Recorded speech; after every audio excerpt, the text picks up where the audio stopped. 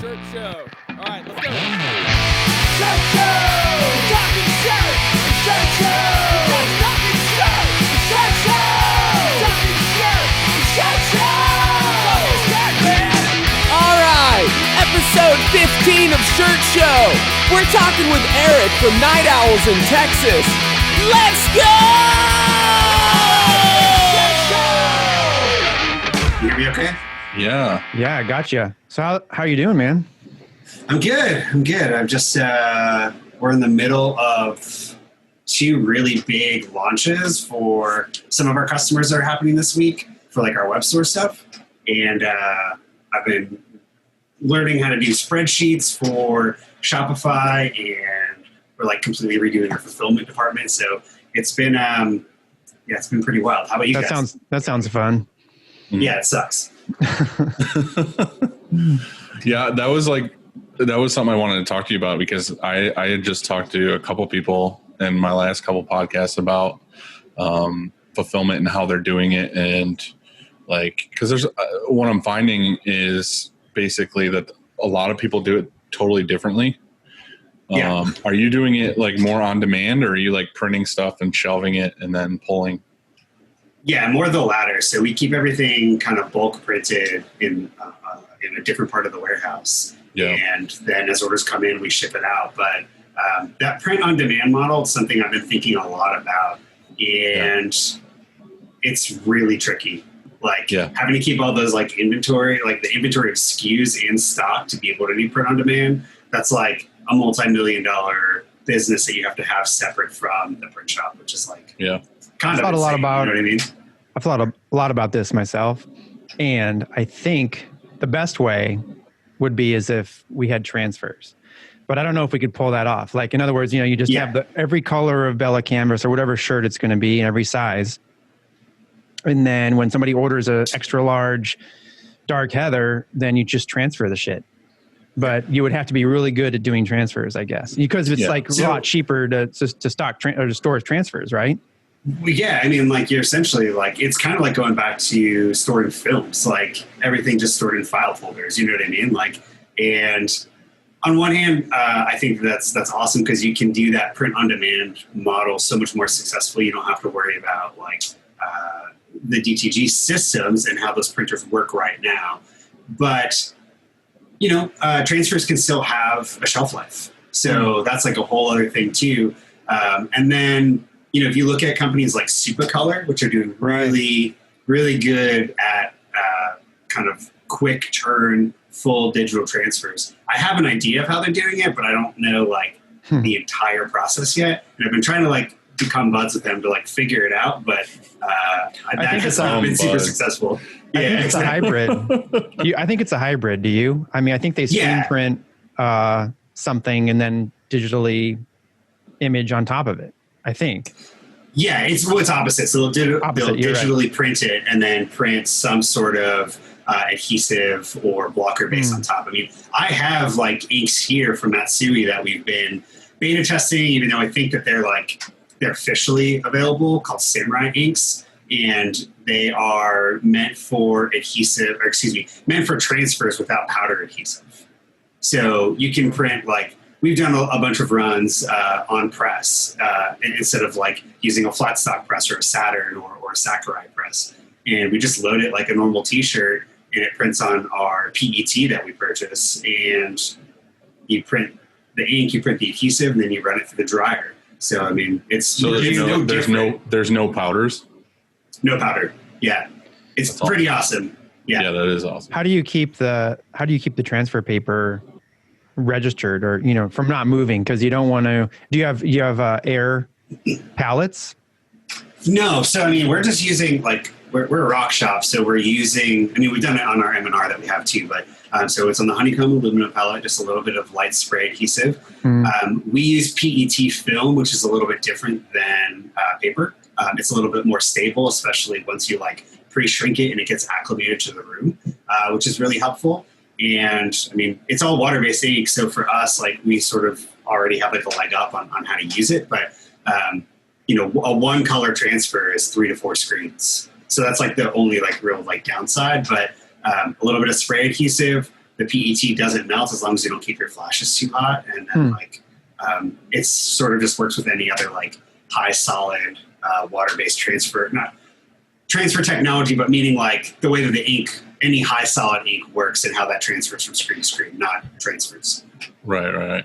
Is that why your transfers have a shelf life? Is because it's water based versus, let's say, you did a plastisol? Even a plastisol transfer has a shelf life.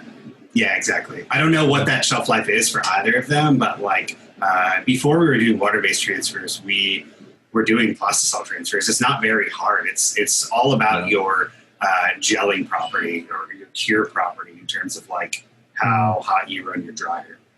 That's really the only thing that you have to really pay attention to. When we were doing plastisol transfers, we just mixed the powder into the ink, and that worked.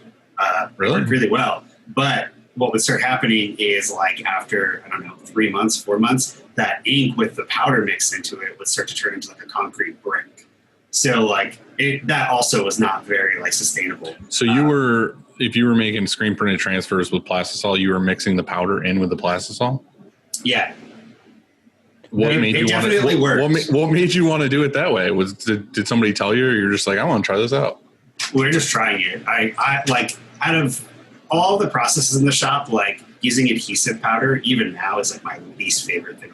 Yeah, well, that's the worst part about doing transfers, and that's kind of why we stopped doing them. It's just because like you have to powder them, but also like the downside of using powder is that like if you left any on the transfer paper and you went to transfer it on, you would see like the clear shiny adhesive dots and shit. So it was just like that to me was a downside. I was like, well, fuck this. Like, the PET film is like, the PET is a little bit better in terms of not having that big like reservoir of powder around your image, which is like really helpful and part of the reason why we switched to it. But yeah, I don't know. I like doing transfers. I think it's like kind of fun, but the powder aspect is like what kills it for me. And I've been, talking with like other friends and stuff about trying to figure out again, like how Supercolor's doing it. And I know the technology exists. Like we work with a couple vendors in China, whether it's like for promotional products or even screen printing equipment, and they'll send me like videos from trade shows of just like digitally printed transfers that are more or less on like a big like solvent printer. And what it will do is it'll digitally print it, rewind it, print a white over it, and then in the same, not like it feeds it into an auto powder machine, and it comes out ready to be transferred. It's kind of incredible. And they're not that expensive. We just haven't pulled the trigger because it's like bringing in equipment like that without having any support of how to do anything is going to be really, really tricky to figure it out. And you're saying that's what you'd move to as far as printing on demand? Is that? I think that's like an option that we're sort of thinking of. But whether that's something that happens now or 2 years, I'm not quite sure yet. Well, that's kind of like back to the fulfillment thing. That's kind of like my wondering is how I want to do this, because I'm doing it now the way that I know is the best quality for the customer is to just print in bulk or print in batches anyway. Yeah. So like screen printing everything, no transfers, no digital. But it's hard because like you said, like you're either having a warehouse full of stuff or you're like, oh, let's print once a week, which is the model we're doing. So we're just doing like, oh, all the orders that came in last week, we're printing this week, we're shipping out over and over again. Yeah. But the problem is too, is like you're gambling on that person to say like they're going to sell X amount and you're hoping that you're not going to get stuck with a bunch of shit on the shelf. Totally. And that's been a big thing for us too. I mean, we run like 25 or 26 different stores. And some of those stores are for record labels. So they have like thousands and thousands of products. And we've been in our building now for a little over 3 years. And like, as soon as like we moved in, fulfillment had already outgrown the space that we had allocated. So it's like constantly like shuffling it around. And also like, we in the beginning, we sort of just like took on any store. Now we're at that point in business where it's like, well, the space is really limited. So like, I don't want to have pallets of t-shirts and sweatshirts for a store that's going to sell one a year. And so we've gotten a lot more selective and really the customers that we're working with, like are kind of turning stuff over and really getting that's kind of pretty much like what's kept me doing this is, like I said before, when we did just band stores like years ago, it was just shitty because I felt like we were sitting on stuff so much. And then recently when we started doing, about a year ago, we started doing fulfillment again. It was kind of like, let's only do fulfillment, like true fulfillment for customers that are like really big, that are going to sell shit. Like basically, I know they're going to sell stuff. It's not somebody. How do you qualify them though? I mean, because sometimes I guess you're taking a risk on it. But how do you know I feel like you're always taking somewhat of a risk because you're kind of gambling on that person being able to sell stuff. But I feel like at first when I get somebody, I'm like, all right, let's do like the pre-sale method to see like how many you actually sell. Kind of test it, you mean? Yeah. And then once it gets to be like, okay, like at first it was like, all right, let's do a pre-sale for 2 weeks, see how much you sell. And then the next time it was like, all right, let's make it a pre-sale for 1 week. And then it got to the point where it was just like so many orders that you're like, all right, let's just continuously stock this and go from there. But anybody who's a small person, I don't want to say small person, but like anybody who doesn't sell a lot, we basically just are like, all right, let's just do like, you know, a pre-sale store, like you were a school or anything else. Yeah. But yeah, that's just my dilemma with the fulfillment is like, do you have them like sign a contract or something that says that they're going to buy whatever stock you have, so you're not stuck with it at the end, or you just kind of like? So we should do that, but pretty much like the way that we run it is, in some ways it's very different than others. In some ways it's very similar, and in some ways there's like good things that we do, and then really like shitty things that we do that we're trying to actively fix because like we realize it's not. I feel like we're in the same boat, but you're ahead of me a little bit. That's my everyday. So we charge our customers for everything that gets put into the store ahead of time. So like we're not like revenue sharing. We're not doing anything like that. Like their production orders are completely separate invoices than their fulfillment orders. And we also like, part of it's us being lazy. Part of it's just like us recognizing that like there's better things that we can do with our time. But like, we're not like sitting around penny pitching. Like we're not like telling them, okay, you're going to get charged X amount for this shelf space, for these materials that we're packing, for this time that we're packing, this time we're doing cycle counts. We just charge like a flat percentage rate. And so like, if you were to come to me and say, I want to do fulfillment, and we agree to do it, you would buy like, let's say you buy 100 shirts in advance, and then like it goes up on your store. Now this is like where it gets to the point where like we recognize this is not really the best model, but it works right now. Any orders that flow through our customer stores, our customers get the money 100%. And then we charge at the beginning of the month for the previous month's like freight, shipping, you know, picking and packing, our percentage, if you will, and any other like miscellaneous charges. So like it works. It's not the best system. I mean, there's plenty of times where like we're waiting for customers to pay like for these invoices for like 2 or 3 weeks. And at this point in time, I might be holding like a credit card bill for like $60,000 worth of postage. You know what I mean? Mm-hmm. And so it's not ideal in that situation. We've only really had one issue with a customer that like sold a bunch of stuff that didn't end up paying us. They did at the end, but like it was a band. It's always a band. Always a band. They were really popular. They're here in Houston. They sort of like, I'm sort of immersed a little bit in terms of like their world and the people they work with. But they were like, this isn't like talking bad about them. Like they were like drug addicts. And so they would disappear for months at a time, but then they would pop back up and place like seriously like $5,000 worth of shirt orders, and they would sell in 15 minutes. And then they would just disappear. Like we couldn't get in touch with them. So it was like, all right, this is obviously not working. And then they ended up signing to a label that we actually do a lot of work with. And like that also got sort of weird with them. And so eventually we're just like, hey, like if you want to do this, we have to collect the money up front. And if you don't want to do it, like you got to pay us X amount to like leave when they left. So that's pretty much the model that we used to do. And like when we first started, because that's all we were doing was bands. And then, like I said, it got to the point where we were just like so sick of chasing money.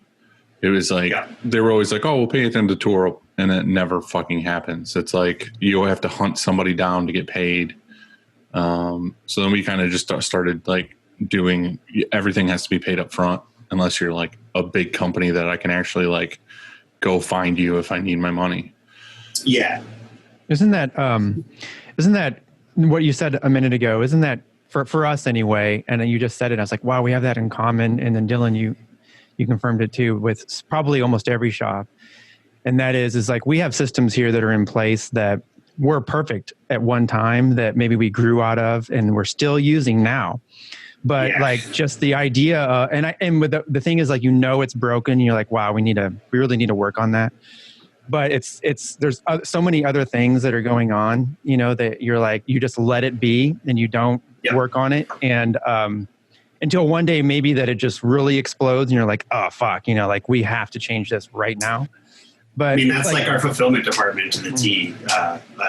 We have basically so my wife and I started this business about a little over 10 years ago. And before we were doing Night Owls, we had another business that was like very, very similar.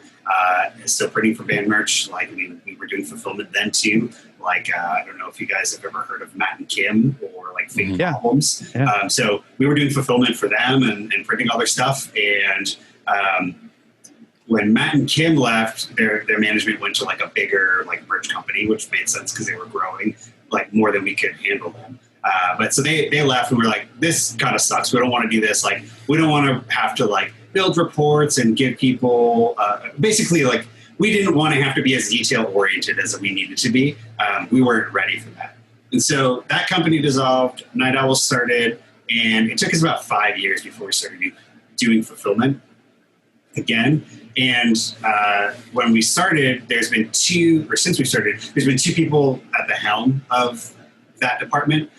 One person left, second person kind of came in, cleaned up a bunch of stuff. But at that point in time, we were running like maybe 4 or 5 stores. And then that secondary person, he left in June. And by the time that he left, we had about 24 stores that we were running. And so like that growth from 4 to 24, there are so many things in that time that needed to be cleaned up, needed to be figured out, needed to be reworked. And we just never really did it. And then when this person left, we realized like, we're fucked. So like I've literally only been working in fulfillment for like the past like 2 months, myself and like 2 other people here trying to like completely change everything from the ground up. And like, because of COVID, our fulfillment department's been so busy that like, it's really difficult to completely change everything while just being like slammed at the same time. But we're just about to like kind of like break through all of that now, which is really exciting. But we have like 2 gigantic projects that are launching one on Wednesday, one on Thursday. And we'll see how well those systems work. I've always thought like, when do you fix that? Do you wait till you slow down? So in other words, like you're like, okay, well, we're slow in January, so cool. We'll fix it then, but in the meantime, we're going to suffer through this forever, X amount of months, Do you wait till you're slow and then fix it, or you just do it, and get it done? I like when I remember one time we ordered some equipment. We absolutely needed it, right? And I think for whatever reason it was delayed on our end because of construction. And then the dryer shows up in August or something, and we have to then like install it. And which means we have to turn our other dryer off for whatever, 16 hours or something like this while they've turned this other one on, and it killed our production, And so I said, I'll never do that again. Like if I ever ordered a dryer, I'm fucking doing it in January. I'm never going to do it then. But at the same time, once we had the dryer going, it like saved us. And so I don't know. It's like, when do you work on projects like that? You're tearing it down now and you're busy. How do you choose? A lot of these things that we're doing now are things that we've been trying to do for the past 3 years. So it's like, and we were getting resistance from the person that was sort of in charge of that because like, oh, we're too busy. There's not enough time to do it. Like so-and-so didn't have enough time to like figure this out. And we couldn't wait anymore. So it was like, if we didn't do it, especially with like holiday season, whatever that means this year coming up, like we would have been fucked. So we really had no choice.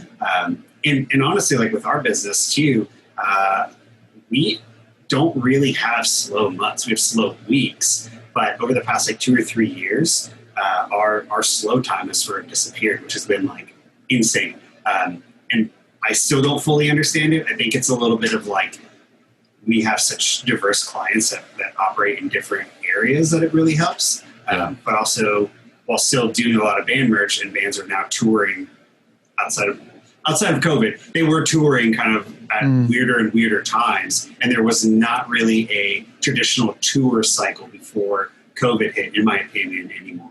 And plus, bands were going out. Plus, they were touring maybe internationally, and so not just so that gave you that opened up markets for you. Well, and also with fulfillment too, like bands would come off tour, we would get goods to put into their stores, and now all of a sudden there's people hopping on to order the stuff. And I feel like a lot of the clients that we work with fulfillment are sort of acting a little bit smarter than some of our traditional clients, if you will, and really like thinking months ahead about like what they want to do and how they want to kind of push things for new collections or really optimize like certain times. And so with fulfillment, that's really affected our production as well, because it just keeps churning out more jobs. The more we sell in fulfillment, the more that we need to restock and replace items. So what did you do before Night Owl? You said you were doing stuff with your wife? Yeah. So, I mean, my wife still works here. And we had a company called I Heart You, which is like, we were screen printing in my parents' garage. We were booking like punk shows and nothing else. That's it. So the only thing that's really changed is that like when we started Night Owls, we closed I Heart You, stopped booking shows because we realized that like our focus, we wanted to be doing better prints and kind of focusing on that. We took a partner on when we started Night Owls who doesn't work here anymore. We bought him out probably 7 years ago. So the only thing that's really different is a different name, and we're not booking shows anymore. Is it called? Oh, go ahead. No, I was going to say, did you guys ever have anything to do with Fest in Gainesville? A time, yeah. Because we went to Fest 9, and I could have swore there was something there that was like Night Owl, or you guys had something there or something. Yeah, we did a ton of stuff. I mean, pretty much from Fest 5 till Fest 11, we went every year, and then like we were pretty entrenched with it. We had a lot of friends that would go and play, and even like the inner circle of Fest, like we were pretty tight with like those guys. And then like stuff kind of got weird. There's no like weird feelings anymore, but it was just like we sort of got like Night Owl sort of got pushed out in a way that like I felt like really uncomfortable with. So that started to kind of like change our perception. Well, the funny thing is like before we were going to do this podcast, I was like, I just had in the back of my mind, I was like, I kind of want to ask him about Fest, but then I was like, how do I know that they were at Fest? Like, I feel like that was just something that was in my mind. And then I like Googled it before this, and I was like, fuck, I can't find anything with them related to it. And then I saw that like Commonwealth Press, and I was like, I know Commonwealth Press was doing it because I think I got like a koozie at Fest or something with them. Sure. And then and they kind of took over our role of like what we were doing. So like, again, like, there's no like ill will towards them or any of the other like print shops that were on it. But what started happening is that like we would we would do trade for like sponsorship. And what would start happening is that like we were, the upper class tier of sponsorship, but now Commonwealth Press and like another print shop are also upper tier sponsorship. And like my argument was like, well, you wouldn't go to Pabst and be like, hey, we're going to bring on Budweiser. And like, you're going to co-sponsor. Like, it doesn't work that way. And so we definitely like myself and Tony, who runs the fest, like definitely got into like disagreements about that. And at that point in time, we're like, all right, I think we're going to back off. And then like Fest 11, I think Fest 11 was the last year we went. My band that I was in, like we started like kind of fizzling out, and not that it wasn't fun to play anymore, but like I never wanted to play a festival where like we would show up and there'd be like 4 people in the room. That just like always seemed super, super lame to me. And so we were starting to get to that point, and I was like, all right, we're going to back out. And then a lot of our friends' bands that were going like either broke up because people were like sort of aging out of that, or, they were having disagreements with their bandmates, or they were like reaching a different level to where like they couldn't play Fest every year. And so like Fest 11, we were walking around, we're like, we don't recognize anybody here, and this is real weird for us. Yeah. For the people who don't know, Fest is like a huge punk rock festival in Gainesville every year. And I knew about it back, like I said, this was probably 10 years ago was Fest 9, I think. Because they were going to do 19 this year, I think. And then they ended up having to do it next year. But anyway, like, it's crazy because to me, I didn't know like how it would be. And I went like as a company trip with everybody here, and we were like, oh, let's go to Fest. And like, because back then we were doing nothing but bands, and it was like, all right, let's go like just hang out with bands all week and like try to like get their business or whatever. And then we got there and it was fucking insane. Like there were so many people, and it's like, it's basically like a town square kind of thing, like a whole street where like every bar has shows going on. So like Gainesville's a college town, so there's a million bars. And like what's funny too is that like, you know, if you go to Fest, people are in like party mode, and Fest 100%. Is known for like hard drinking bands. Well, the funny thing about that is like none of us drink really, and it's not like a straight edge thing. It's just like we just don't really. I don't either. So it was and they had so much fucking PBR when we were there. Like they had those like big PBR like can coolers that are huge. And there was just like beer everywhere, like at street corners. It was just like, oh, grab some PBR. What's crazy though is that like the city of Gainesville doesn't even bat an eye at it because like that's where Florida State University is. So like when they have football games, it's like Fest pales in comparison to that. But yeah, so there's like one street, and on this one street, there's probably like I don't know if anybody's ever been to like South by Southwest in Austin. It's kind of similar where it's just like bar after bar after bar. And it being like a punk rock, festival that was rooted around No Idea, which was like based in Gainesville. They pretty much like used every bar, every nook and cranny. Yeah, and I mean, like, it was crazy. I mean, there's some of the bands that we work with now that we were friends with them. Like, I mean, like I threw like a show in our hotel room in the Holiday Inn. I mean, like there's a band called AJJ that has like a bootleg like LP of that session of them playing in my hotel room. I mean, there was like house parties all the time.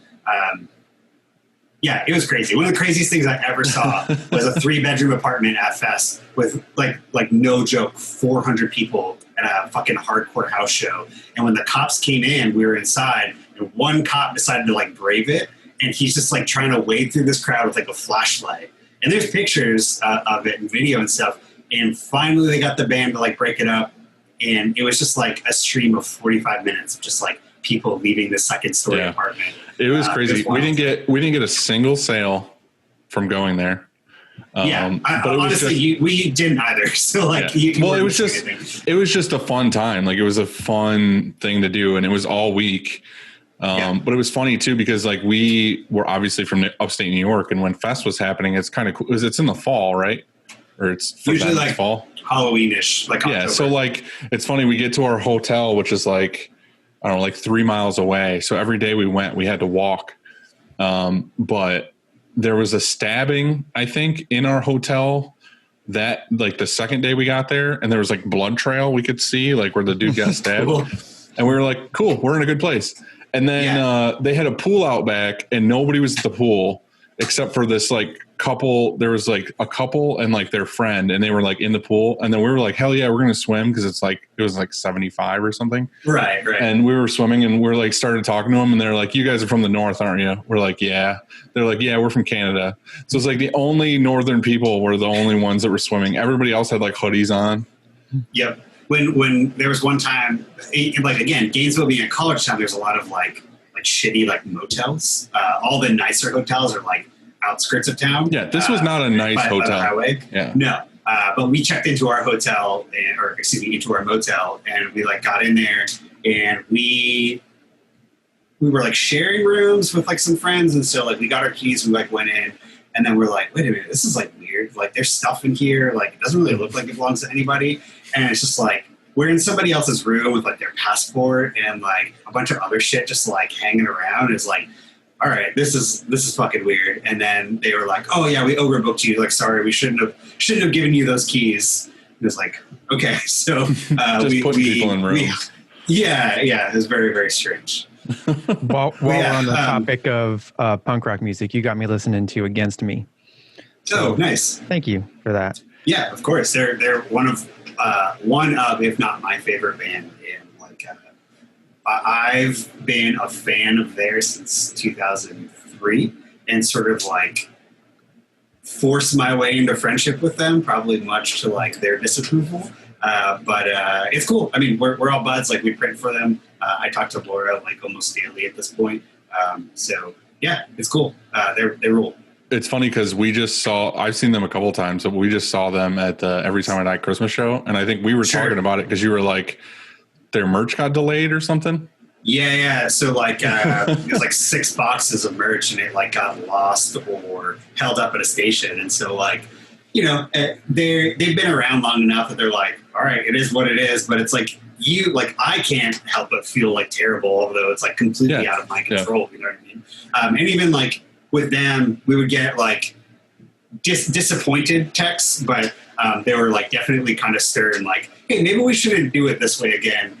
And it's just like, well, how else do you want me to ship boxes to you that aren't going to cost you $10,000 to ship? Right. So, and that's like the worst. I feel like any of us can relate to that. And it's like the worst feeling ever when you have a customer that's not even just a customer. It's like in your eyes, it's like a really good friend or somebody you really don't want to disappoint. And then there's just nothing you can do. Like it's totally out of your hands. Like UPS lost a box or fucking it got delayed because of weather with UPS or whatever. And it's like, that fucking sucks so bad.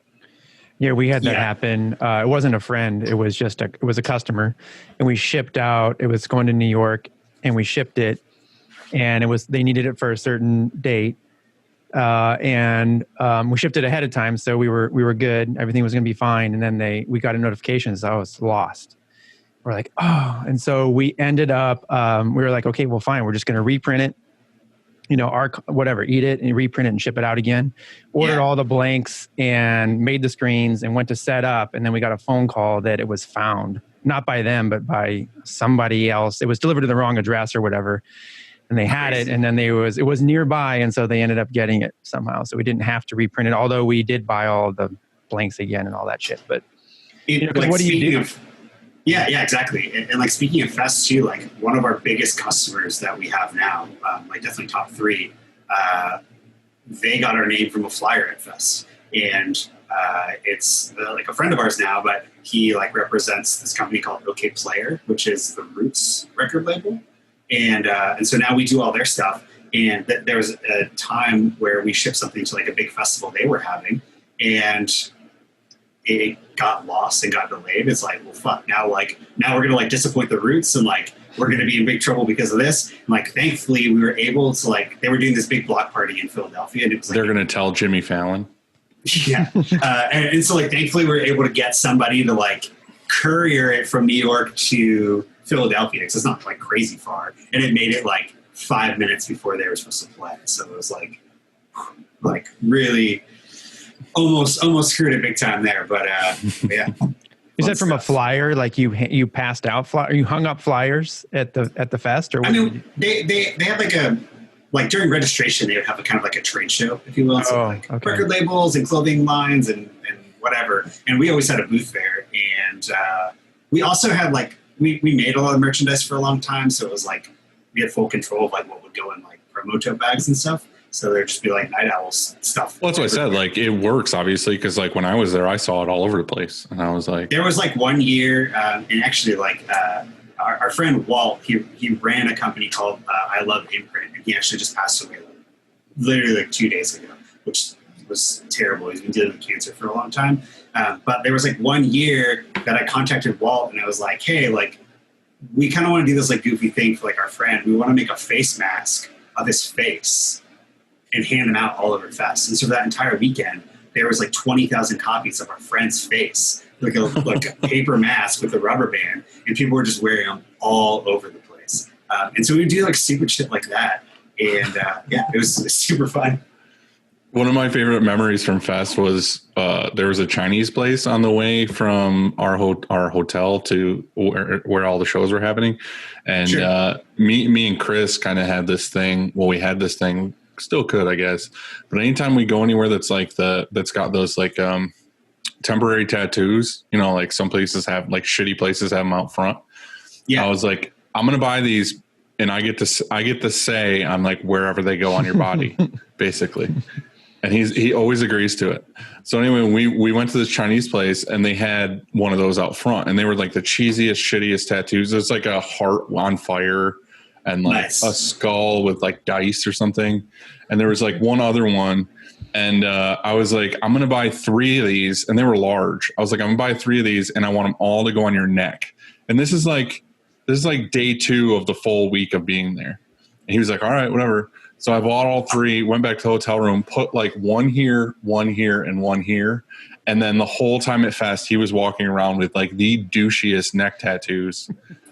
And somebody, I think there was like a Taco Bell or something on that street. And we ended up going in, and somebody's like, oh man, sick tats or whatever. He's like, how long did that take? And Chris was like, without even flinching, was like couple hours, couple sessions. And it was just like, it was just so funny because they were like the dumbest fucking tattoos ever. But yeah, we're getting off screen printing topics. Yeah. Sorry. Hey, it was fun. It was a good time. Gainesville was fun. It was. The Night Owl's name, does that come from because you started out of the garage and you were, I don't know, you were working at night? Yeah, I mean, it truly did. And then also, again, kind of going back to Fest, like there's a Friends band called Bridge and Tunnel that was on No Idea. And they had a song called Night Owls. And I just always liked that term a lot. And then coupled with the fact that like we were typically working at night just because like Houston's fucking hot during the day. So that's sort of what we were doing most days. So just sort of worked. Just kind of took off from there. I like how you secretly put a Night Owl logo behind your head on the chalkboard. Oh, we're like, we're trying to like draw out something for a sticker. So it's not as cool as you think it would be. Do you guys have like a ton of competition in Texas? Because I keep bringing this up that like every fucking shop I talk to is from Texas.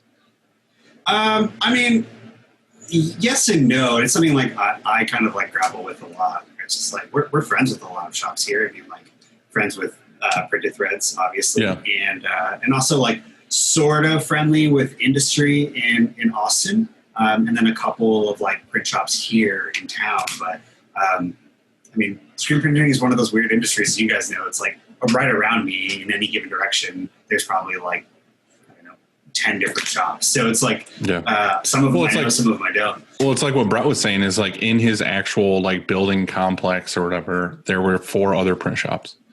Oh, crazy. Like I didn't even know that.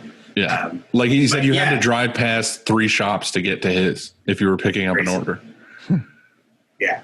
I don't have that problem. I think that I hope that we've done like a good job of like differentiating ourselves and like, and sort of like what we do.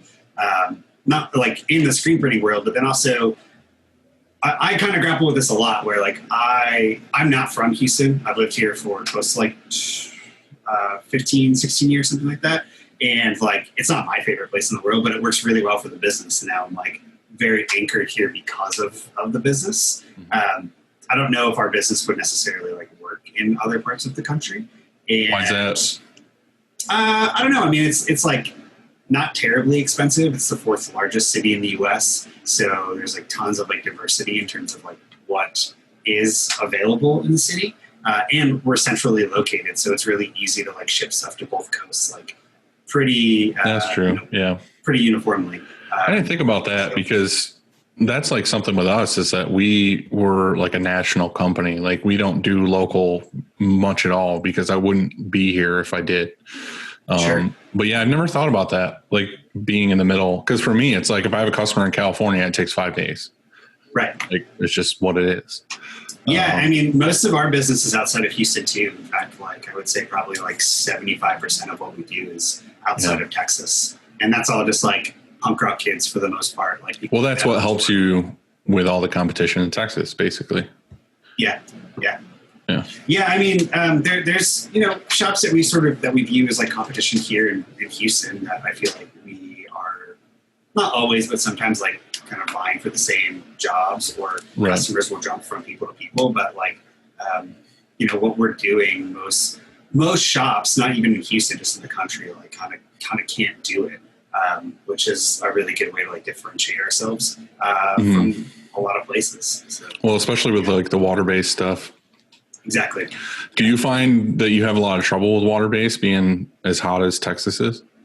No, I mean, when we started, it definitely gave us like a lot of problems. I mean, probably the same problems that every single person like who's ever worked with water-based from plastisol has ever dealt with. But I don't know if we're just like stupid or like very, very stubborn, but we just worked through them and figured it out pretty much. I mean, we like to joke that we work harder, not smarter. That's like what we do, unfortunately. Yeah. Why did you decide to go that route? Like, why water-based over plastisol? Discharge was like a big part of it. And like we had been experimenting with discharge like pretty early on in my screen printing career before Night Owls. And a lot of that was just like, well, we work with a lot of bands. Bands want black shirts with white print. Right. So if we can have one screen instead of two, like, that's what I want to do.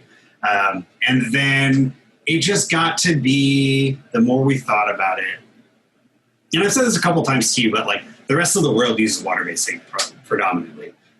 And like in my like naive brain, I was like, if we start using water-based, we're going to start getting calls from like Nike and Adidas and all these other places. And like, those calls never came, surprisingly. But I don't know, it helped push us. And the more that we learned about it, the more that we sort of like realized that, well, this is hard, but if we could figure it out, like the rewards are pretty awesome. And so I think that's pretty much like what we did. And that's been like my big drive. It's just like, I really want to be putting out like really awesome prints. I look at this job and like our industry as like a craft, and I want to be really good at it. 100%. So I'm constantly striving for that. Mm-hmm. No, I agree.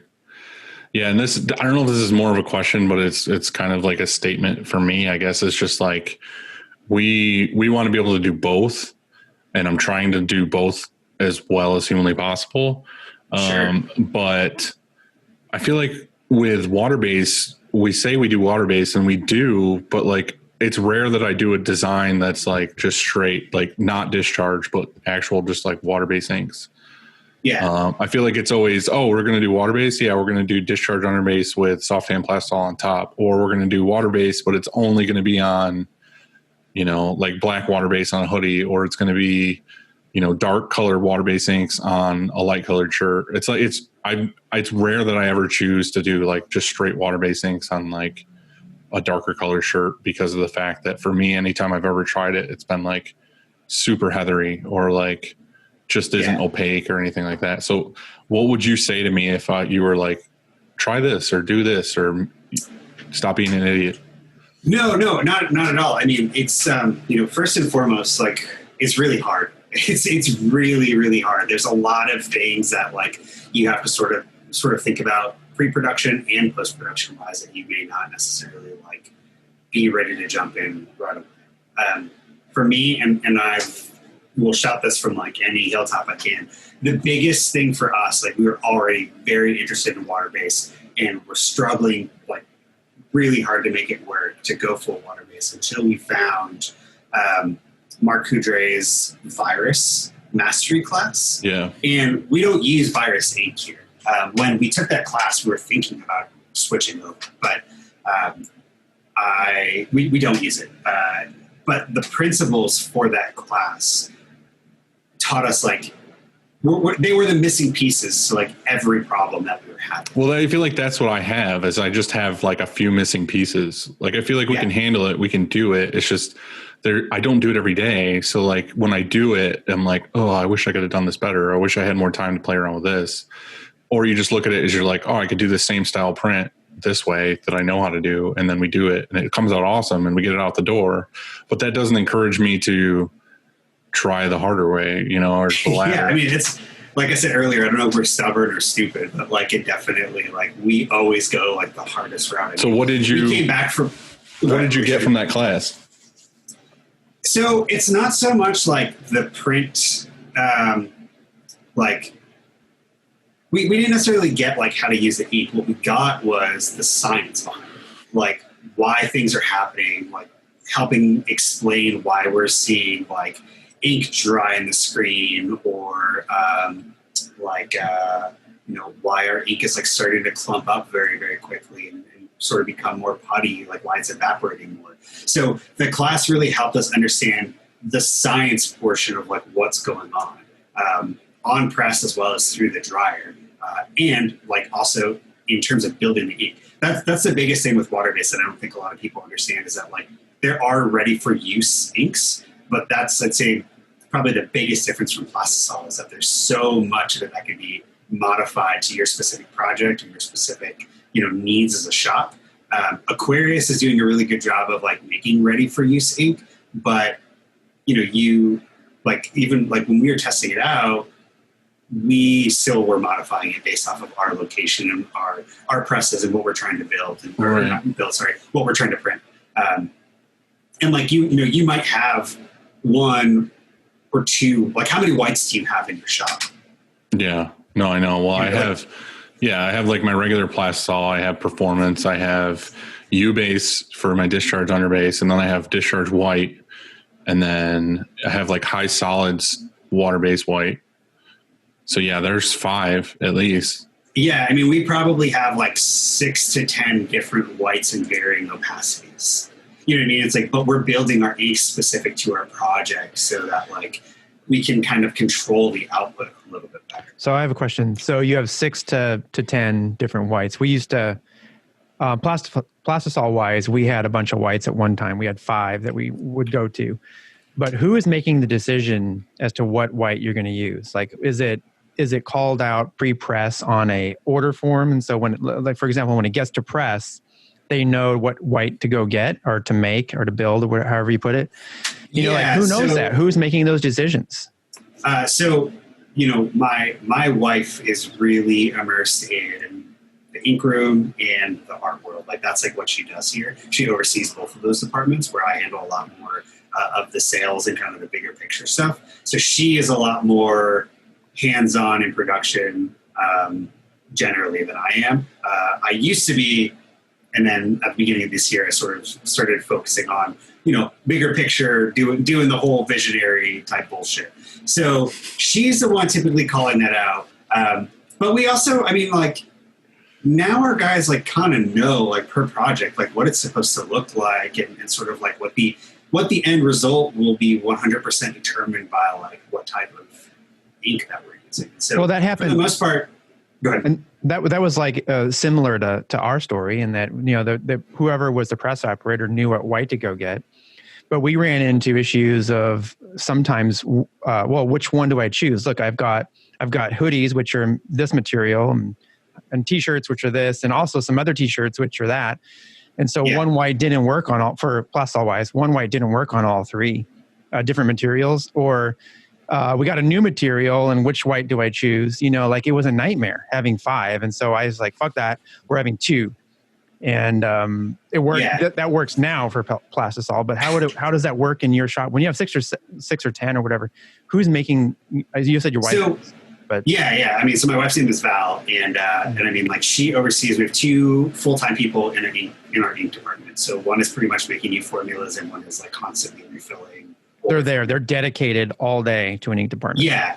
Lately, like we've actually shifted one of the ladies' responsibilities. She's helping a lot more like in finishing, because like that's also another department, much like fulfillment, that's sort of like been broken for a long time, that now we're trying to get it all fixed and processed and organized. But still, like my wife is making those call outs, and really we have a million different whites, we have a million different blacks, a million different every color possible. But when it comes down to it, we sort of have we have a discharge white, we have a like less opaque high solid, and a very opaque high solid. And so it's just a matter of like kind of picking what's going to work best in the project. But also some of it comes like with the knowledge of knowing, and this is where it gets tricky with water-based, is that your colors are greatly going to change on the age of the ink, how long it's been out, your humidity in the room, the viscosity of the ink, how fresh the ink is, what mesh count you're using, what squeegee you're using. So it's like endless variables that you have to kind of narrow down, just like with plastisol, but there's a lot more that you have to factor into the equation to sort of figure out like what's going to give you the correct outcome for the product. So does it happen often where you get on press and it's not the result you wanted and you got to change something?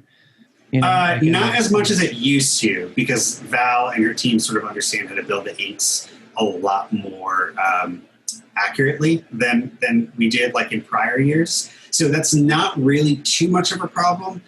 It does happen where we might pull an ink off the screen, but and we'll usually drop it down from we'll go to the next Pantone down or something like that. But it's not necessarily because it's like the wrong opacity or anything. It's more just like the color is slightly off for what we're trying to do. Yeah. I feel like that's the same with plastisol or anything else. It's just tweaking it and getting it right to what you think it should be. But yeah, I mean, it's just one of those things like I've kind of struggled with. I'd like to, like I said, I don't want to be that guy who's like, I only do water-based or I only do plastisol. I just feel like it's important to do what's best for the customer for that specific artwork and that job and what brand of shirt it's going on and everything else. So I don't know. I just like to learn more about it, I guess. But I feel like I just need to do, like you said, like kind of do more of those classes that are available and get the science down first and figure out why I should choose one over the other. And I would say too, this is kind of biased because Mark Coudray is a coach of mine. And so I work with him a lot, but that virus class was truly eye opening. And then as a gift, because he saw kind of what we were trying to do in terms of the technical aspect of printing, he gave me another class that he had built called Halftone Mastery that it's meant for plastisol. But again, it goes into so much information that it's in my opinion, it's sort of lost art, or it's the people that know it are, Richard Greaves and Jesse Greenwood or Ray Greenwood and Mark Gervais and stuff. The people you see on the board that have been around, that have been printing since 60s, 70s, 80s, all stuff that was sort of figured out years and years ago that no one is really talking about because technology came in and replaced a lot of stuff. But I mean, color theory, the way that separations work, the way that your ink, your squeegee, your mesh all work together, it's all physics. And so these classes are really, really in depth. It took me, I think, close to 2.5 months to go through Halftone Mastery because it's so intense. Are those classes, are those online classes, or what do you Yeah, so you buy them. I think the virus class is $1,000 or something. And when I took it, it culminated in a trip to Chicago at M&R with virus and stuff. And so I assume at some point maybe they'll do that again, but who knows? But they're online classes and they're very much just PowerPoint presentations. So it's kind of a lot because Mark has a very kind of docile, calming voice almost. And so that's partly what took me so long. Plus a lot of the information just so over my head because it's areas of the shop that I'm not proficient in. But again, I really enjoy learning about the background of things. Knowing things at the surface level is cool, but then truly having an understanding of the science behind it, I think is really exciting.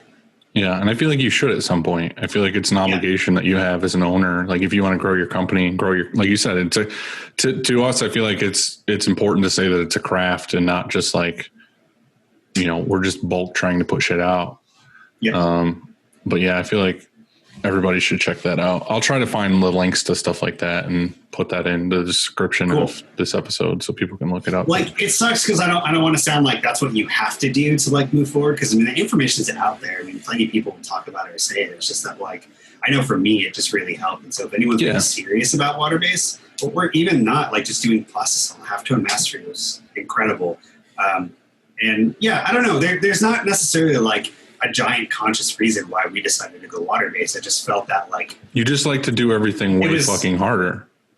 Well, that, and also, I'm just really, really dumb apparently.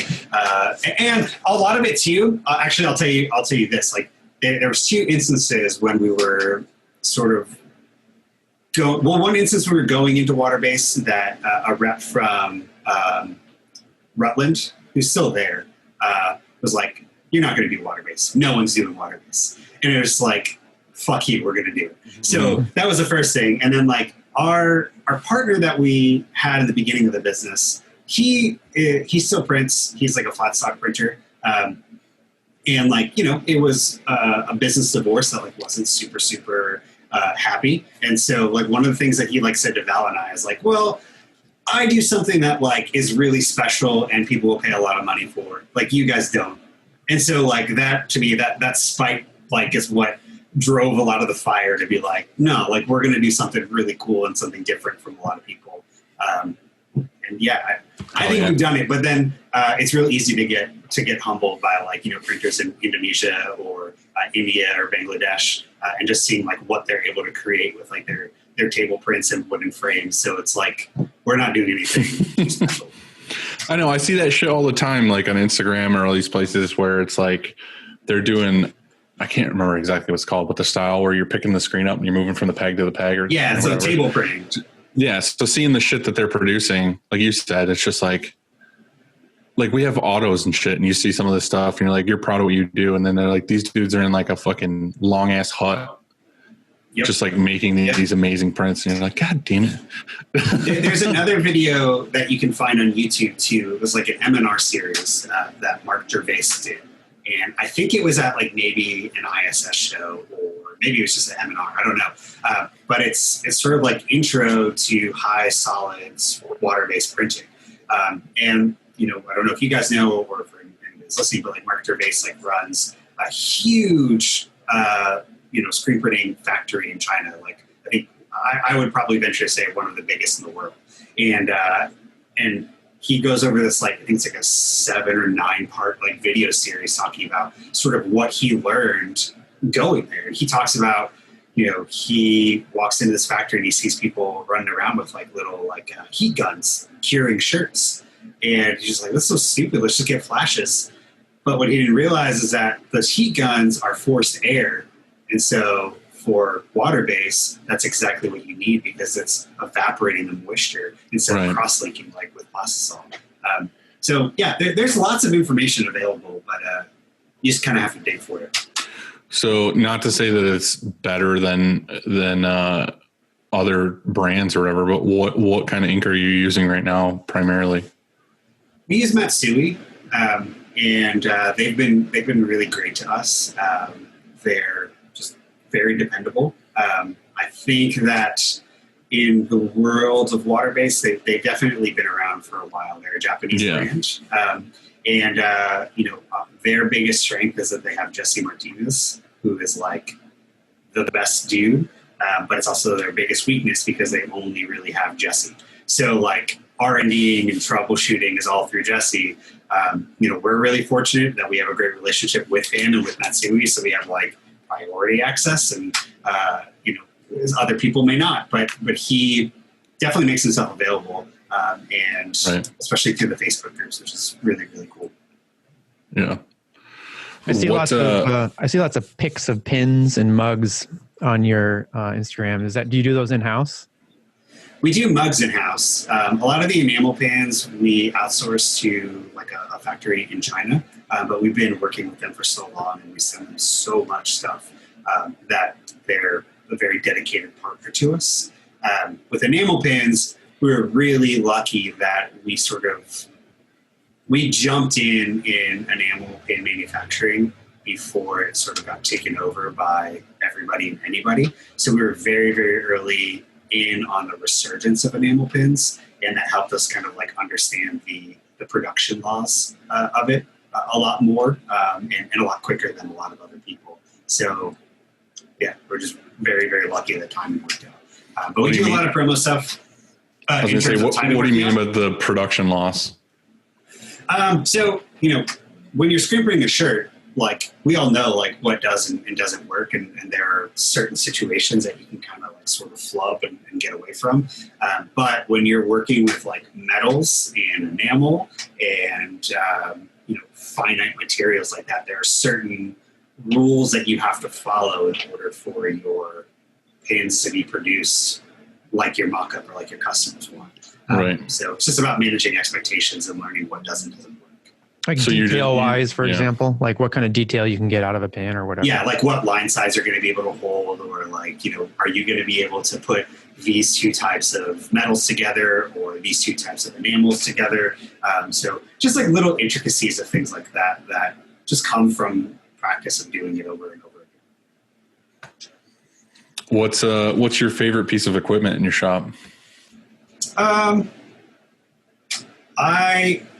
found a company at ISS a couple years ago called D3, and they're a supplier out of California. They work with a lot of companies in Mexico and South America. They had a little 2-head shuttle heat press that we use for heat pressing our tags. I love that thing. It's so awesome and really inexpensive, which makes it even better. Andy, you have a 2-thing heat press. Yeah, ours is a twin station, but ours is manual. I don't know if you're talking about a shuttle. Is it pneumatic or something? So it is pneumatic, but you manually move it. So it was like, this one is specifically meant for, like, we use it only for tags, for internet labels, and it works really well. We can do like anywhere from 100 to 150 pieces per hour on it. And it just works. There's like 1 or 2 things that could break on it that you can easily replace because it's a little heat press, but it just glides on a rail. It's got a little handle you move, and it's got a trigger that when it hits the side, it knows to come down. That's it. And it's super easy. We like it so much that we bought the bigger version of it as well.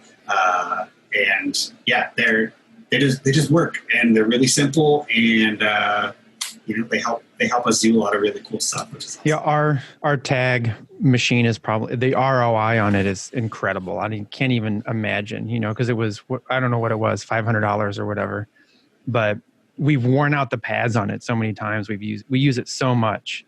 Yeah. So I mean, like, it's funny you picked that machine because I don't know, we use it so much, and I overlook it all the time. Really, I don't even think about it. Like, if somebody asks me what my favorite piece of equipment is, it's not going to be that, but really, it's probably our best ROI. And it just works. It just works, and it's simple. You're right. Like, I can't imagine it. Even if it broke, it'd be cheap to fix, or you could just buy a new one. Yeah.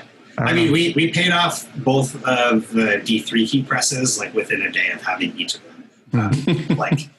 So it's like, okay, cool. That rules. And at this point, like, for what we do and the customers we work with, I would say 50% of our goods that we're producing are getting like internet labels, and then 75 to 80% of them are getting folded and packed. Why have you chosen to transfer the internet labels instead of, screen printing them or pad printing, whatever?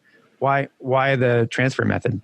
We still do direct screen, but typically, like, when it's a large enough order to dictate it. I mean, for the most part, most of our orders are like 30 to 50 pieces. And so to set up like 6 individual screens, even though they're gang, so realistically we're talking like three screens, right? Right. To print like 3 shirts to me is like kind of pointless. So I can set up one screen, I can print 7 pages of these transfers, and anybody in the shop can walk over to this machine and do it.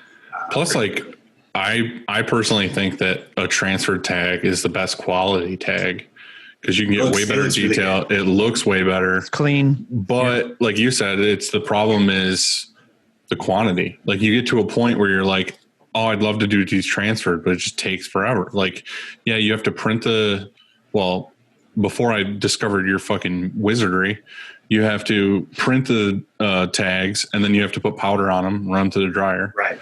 And then you have to cut them, and then you have to sort them, and then somebody has to stand there and heat press them for however, 10, 15 seconds a piece.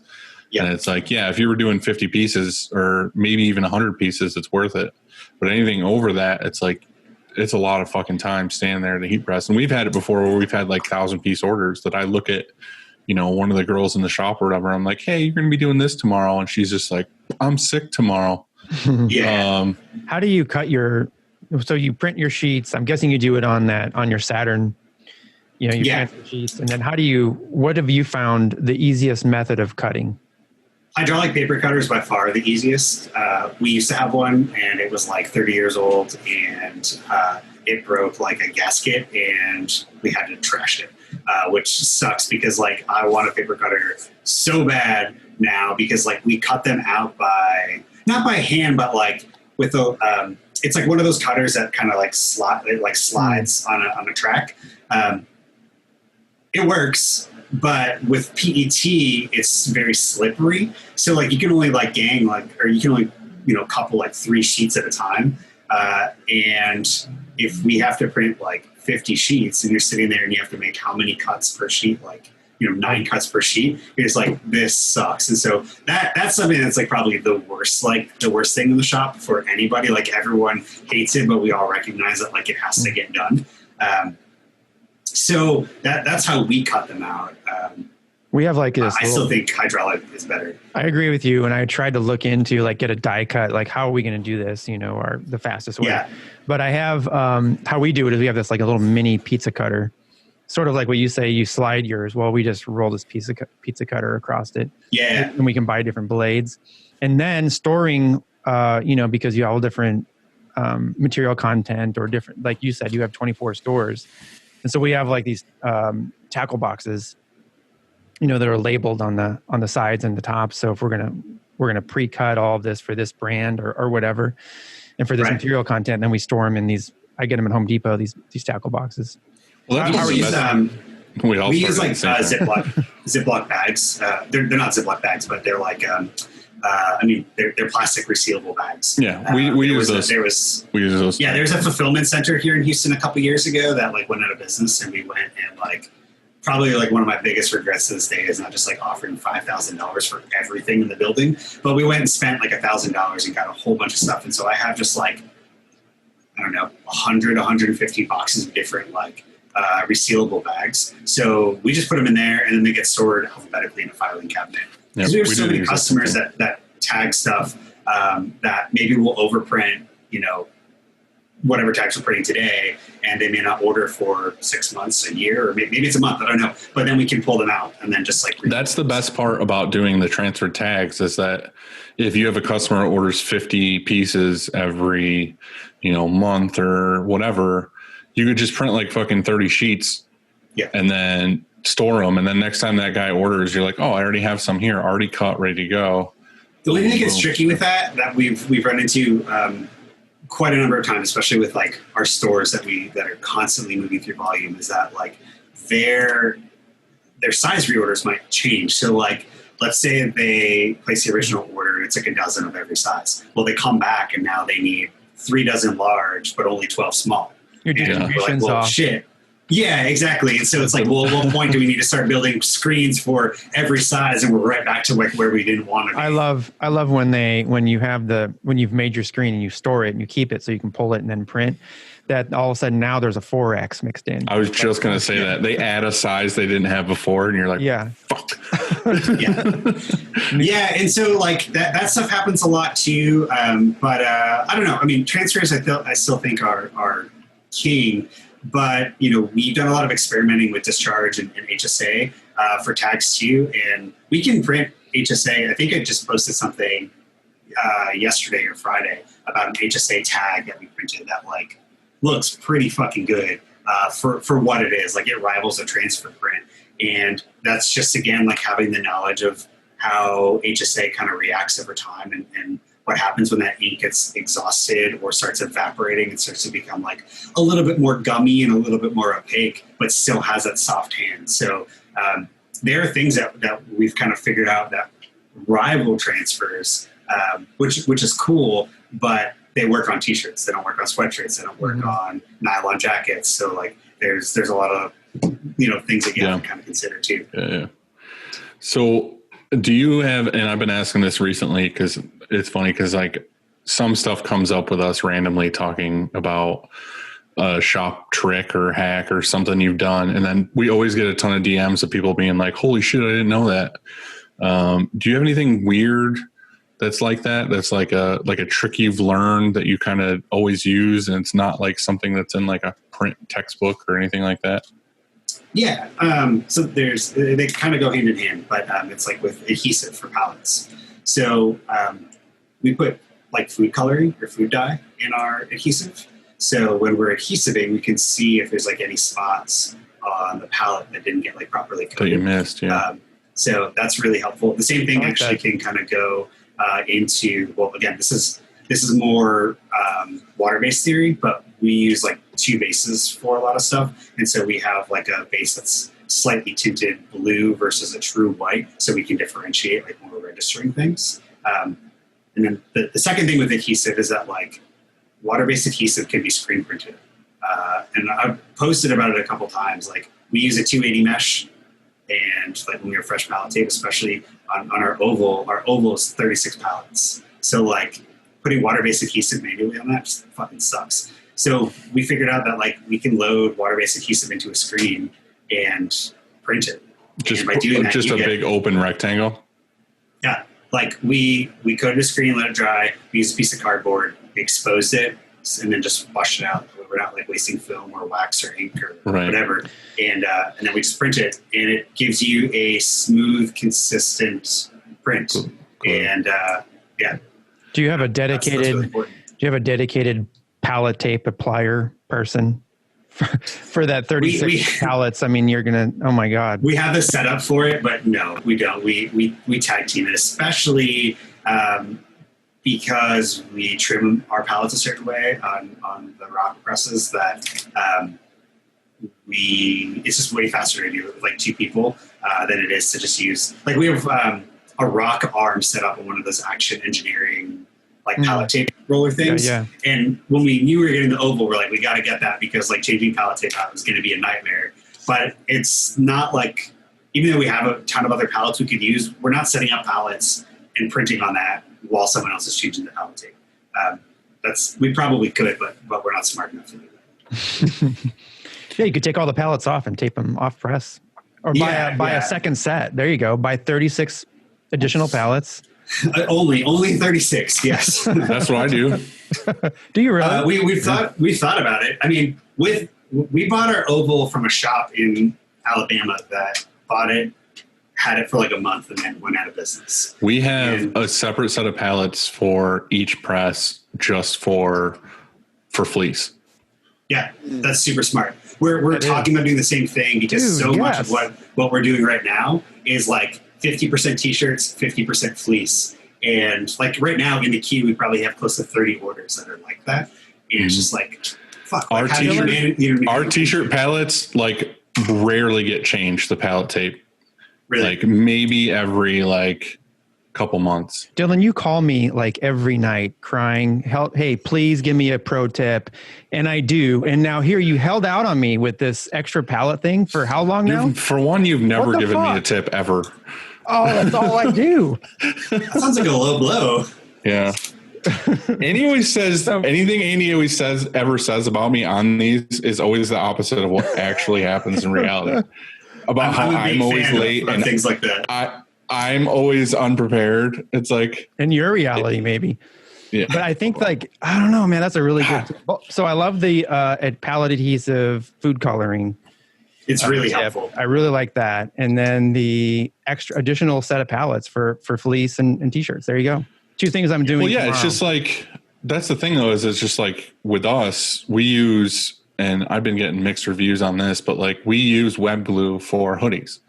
A lot of people are like, oh, I still use water-based for hoodies, and we just have to scrub the pallets every like 4 spins. And to me, it's like, if you use web glue correctly, I feel like a lot of people just fucking super glue the shit out of the pallet with web glue. They're just like, it's like, dude, like lightly, like Spider-Man the shit out of that pallet. Like you don't have to like go crazy.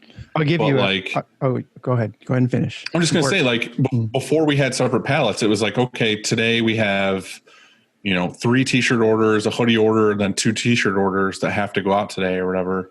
It was like, okay, well, let's do the t-shirt orders and then do the hoodies. And then we have to change the pallet tape to do more tees. It's like, fuck that. That's stupid. Cause you're spending like a half hour to an hour changing pallet tape to go back to doing what you should have been doing before. So like we just bought like legit an exact replica of our pallets, and one is just used for web glue and one is just used for water-based glue.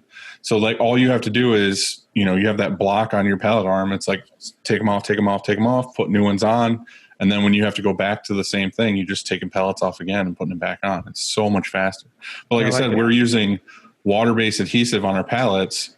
So we're, using them till they get linty, put a little bit of water on them, scrub them down, run them under the flash, and they're sticky again. And then we go back to normal. The only time we change our pallet tapes is when the pallet tape actually starts to bubble up in spots because it's just fucking been there and it's been flashed way too many times. And then we change them again. Or if there's like a defect or a hole or something random that's going to show up in the shirt, then we change it. Something we experienced is we stopped using web spray, Webbit, because the way it finished on the inside for a certain brand, it was finishing wrong. And you know how that glue, well, it'll wash out most of the time, but as a retail-based customer who's coming in, they're gonna buy a shirt somewhere in a retail location. They don't want that glue in there. And so we don't have any Webbit anymore, and we changed and we thought that was the only way, but we changed to Mist, and it works really well. Cool. So you have to do a few other things different. The worst what? I was told that's the worst thing health-wise for you in your shop is Mist adhesive. Probably true. Well, I'd say screen opener is probably the worst, but then. Well, yeah, that too. They need. Yeah, I don't know. That, they do. Yeah. We still use web just because water-based will off gas, especially on fleece. So like when it's being flashed, it can off gas like above and below. And so we haven't been able to get the water-based adhesive to work super well with fleece. There's certain styles, like some independent styles. Sometimes we can work with like Toltex pretty okay. But otherwise it's just way easier to hold it with the web. That's what I think too. And a lot of times hoodies are the most expensive items you're buying. Yeah. Generally. And it's like, it sucks if like you don't have good tack and you go to print and it comes back around and it's all out of fucking registration because it moved or you didn't get glue where it needed to be. So how are you, how is it finishing then? I mean, is the web gone? I mean, does it, you know what I mean? Like how are you avoiding that web being on the inside of that sweatshirt, that fleece? We're not. I mean, that's the short of it. Like, well, like you said, hopefully it washes out. Yeah. Right. Yeah, I think the biggest thing with that is to just not go crazy. Yeah. I feel like I said, if you don't go crazy, if you're not fucking unloading on the pallet, you're not going to have as much transfer onto the actual garment. I did a podcast with Sean from Acme, and that's what he was saying is that he had so many customers that would want to do fleece. They would do like zip ups, and they were using web glue before. And he said the problem is that people with zip ups, a customer would put it on and want to have like the shirt underneath shown like fully unzipped and have it like open.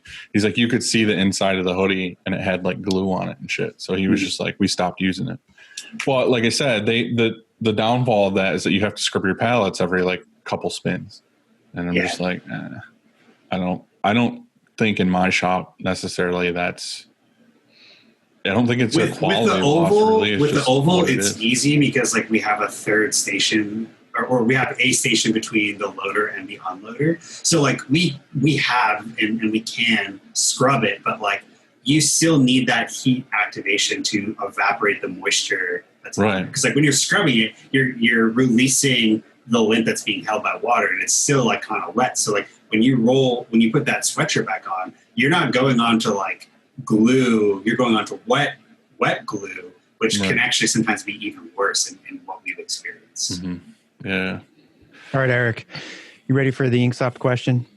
Sure. If you were granted a ticket and you could see any band, past or present, who would it be and what year? Oh, man, it's a very, very difficult question. Man, I don't even know. Andy, you go. You know yours, and then we'll come back to it. Yeah, let me think about this. I texted Dylan mine earlier, but it's not the real one. So what are you talking, like Goo Goo Dolls?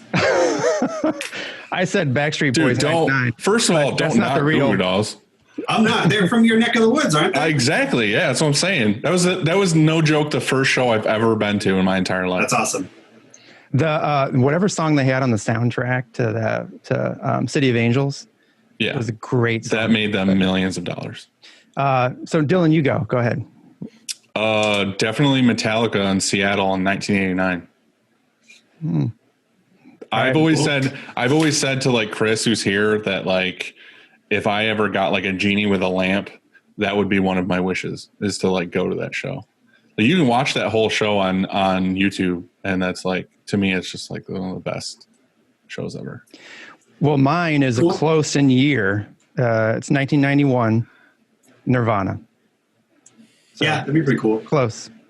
I don't know. I mean, I feel like I don't like go and like revel in like stuff in the past like that too much. Only just because like Val and I are friends with so many like amazing musicians that are like happening now that it's like I've been a part of and have seen like some of the most insane shows that like I think I could ever think about. You know, there's the big ones though, like Green Day at Woodstock. I bet that would be pretty insane. In terms of just like how all that's what I'm thinking of is just like nostalgic.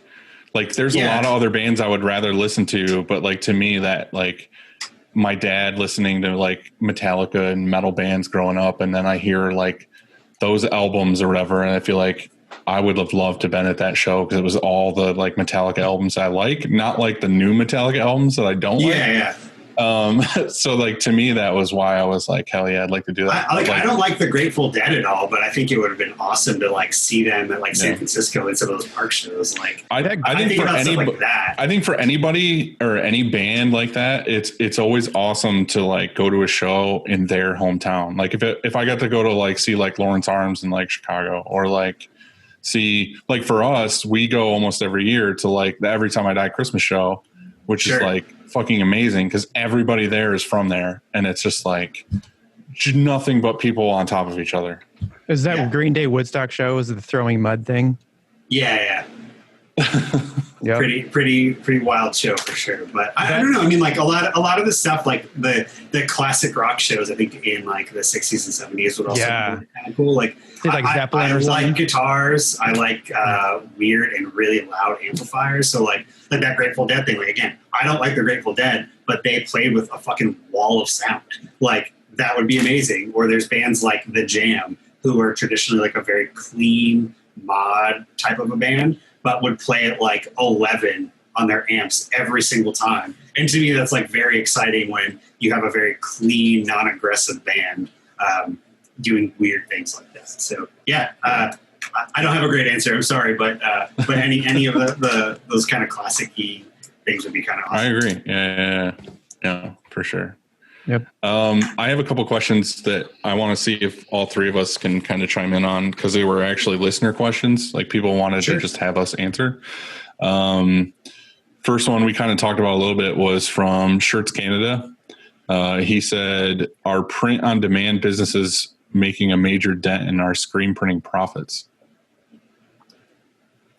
So I thought a lot about this. And I mentioned it earlier, but I really think the only way that you can do print on demand like correctly is having a large inventory of SKUs or merchandise readily available for you. Your systems have to be so dialed in to make it work and make it work profitably that the people that can do it, like more power to them. Like that's, you know, I don't know what you guys like look at for like other shops. Like, I don't know what you sort of like look at other shops. You're like, man, that's cool. Like for me, when I look at shops that are like efficient and clean and organized and have that shit like dialed in, that to me is like more exciting than anything else. Mm-hmm. And I think to be able to do, to be able to do print on demand, I think is so much more challenging and complex than most people realize. That the people that can do it, I'm definitely in awe of. I mean, I know like Redwall is doing it, and they're doing it really well. Stoked On in Vegas just kind of pivoted their business, and I send Kevin love letters all the time of just like, how are you doing this? Like, teach me everything that you guys figured out. But they're spending how many thousands of dollars building out specific software for it. So it's like you have to kind of build. You have to build to it. You can't just be like, I'm going to do it all of a sudden, because there's so much that goes into it. In my opinion. I feel like there's another side to this though too. That's kind of like more how I feel. And I feel like when people think of on demand like that, they're thinking of like the Amazons that are doing like DTG, and you can get stuff like that. To me, that just makes me feel like I need to focus more on the mom and pop or the like customer service driven part of my business, where like, I feel like a lot of customers come to us because they can talk to us and like get exactly what they're looking for and get walked through the process, when Amazon's just kind of like put in your design and it'll be there in 2 days. Like, so I feel like to me, that's the other side of it is it's just making me be stronger at like customers want to come to us because they're talking to us instead. But I think to be successful at print on demand, you've got to go to the drive-through at Chick-fil-A and poach the person at the window, whoever that is, and offer them double the pay. Because how hard is that job? First of all, they're really always friendly and nice. And so their customer service is awesome. And then they have to pull all of that stuff together super fast and get it right every time. You know, like they have to pull the fries and the nuggets and the sauces and the whatever it is all quickly and accurately and then hand it to you. So I don't know. Maybe that's the person you need. Chick-fil-A. I was told. I think too that like a lot of it comes down to just like the customers that are going after that like are not. They're not our core customers. They're not ours. At some point in the future, that's going to cross over. We're not there yet, and I think it's important for all screen printers to like recognize that like the future is now, but it's not fully formed yet. So it's like it's definitely something to pay attention to. But I think in general that technology is not it's not there to make it as accessible across the board. I mean, again, much like what I was saying and Dylan, what you were saying. For the Amazons, for the custom inks of the world, like they have those deeper pockets, they have investors that can help them make that happen. Is it going to replace screen printing? Eventually, I think that a lot of things are going to start going to that digital side, but it's not going to fully like erase it, in my opinion. I went to Vision 2020 back in the fall. It was at M&R. There was this dude up there. I think his business name is Next Day Shirts or something like that. Have you heard of him? Next Day Tees, I think. Next Day Tees. They're in Chicago. Yeah. Yeah. So he has a digital squeegee, you know, I think he has 2 or something like that. And he is, I don't know if it's all next day, like he really does next day stuff, but it's really quick. He does. Yeah. So I don't know how. Yeah. I mean, it's again, it goes back to the efficiency of your systems and your processes for things. And like, I don't know much about that company, but I do know they have that stuff like dialed. And, with a name like that too, I think there's that built-in expectation of like, it's going to happen like super fast, but not every project is like next day. I think it's very, I don't want to say it's very limited because I don't know, but I would imagine that there are certain circumstances and having that digital squeegee for sure. I mean, that's stuff that we've thought about a lot. I mean, even in the middle of COVID, like at its highest in March, like we were already starting those discussions of like, we print so much full color stuff. Our life would be so much easier if we had some sort of hybrid solution. And it's like, well, if we had a hybrid solution, now all of a sudden we just need to make 2 screens instead of 10. And now we can do 12 shirts instead of 50 or 100. And mixing inks and screens. Yeah, exactly. And so it's like, we're not going to be print on demand per se, but it's like, you can get away with print on demand 12-piece minimum, you know what I mean? And charge like a $50 setup fee for your screens. And then all of a sudden, like, how many more stores can we open? So that's the model or the framework that we're sort of like working towards, and cleaning up fulfillment is like a huge part of that. That was one thing I was going to ask you is if you're going to adopt that hybrid technology. Like, so I'm guessing the answer is yes at some point. Yeah. I'm like really down for it. We're kind of sorting out a couple things here before we make a big move on it. But it is like in our future. And I think that if anything in COVID, like the COVID lockdown for us, like we stayed busy the entire time. And a lot of that is because of our fulfillment department and our clients. They were selling like crazy. So we were really lucky, really fortunate.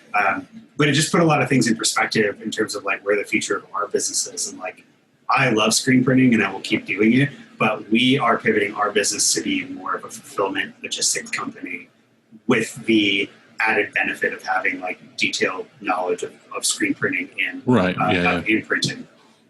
Yeah. So the digital squeegee or the rock hybrid will play hand in hand in that and just strengthen like what we're doing and help us get our orders at the door faster.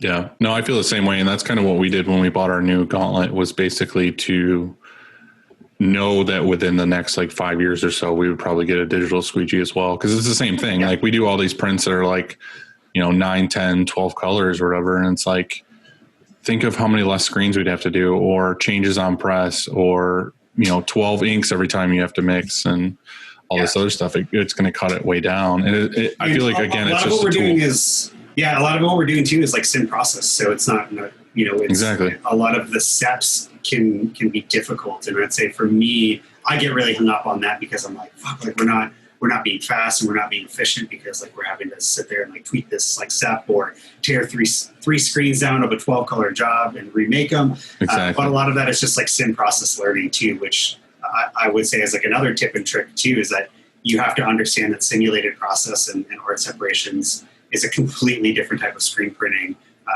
that you sort of have to treat not very differently, but you have to understand that there's a lot of different rules with that too.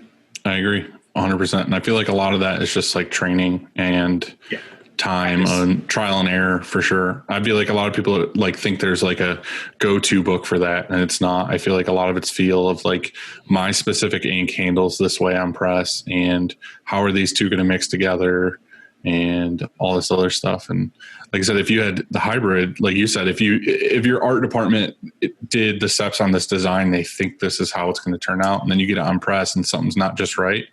With the digital, you can like tweak it on the computer and like hit print again. Yeah. When you're doing it screen printing, you're like, fuck, my art department has to redo 7 screens and put them back up and try again. And hopefully this time it works out. And then if it doesn't, you do it all over again. Not only that, because we're all water-based, every screen has to get cleaned out. Not necessarily torn down, but every screen has to get cleaned out. So you do a 12-color job and you're replacing 3 screens. That's 12 screens that you have to clean on press. And how much time, like delay anyway, totally. Like you're talking about hours. And that's why with the digital, it's minutes. It's like, let's just tweak this on the computer and then hit print again. Yep. Yeah, for sure. But I will, like, one last topic on that though, is that I will say it's not, spending some time with like Michelle Moxley and Cody at M&R, because like, we look up to Michelle and Cody used to work for Matsui, so we have a good relationship with him. But like knowing like what they're doing, digital, I think gets sold as like a one-click solution, but it's very far from that. There's a lot more stuff that you have to learn that's not necessarily in the screen printing world. I think it's easier for sure to do complicated stuff with one click, but like, really good printers can make things look really easily. And I think it's the same thing with like the digital squeegee. So you have like masters like Michelle who like her job does it every day on that. Yeah, like exactly. Of course, like things are going to look amazing. And I'll give props to M&R too, like with that hybrid, the way that they're sort of like building out their like training programs for everything, which Michelle has a lot to do with.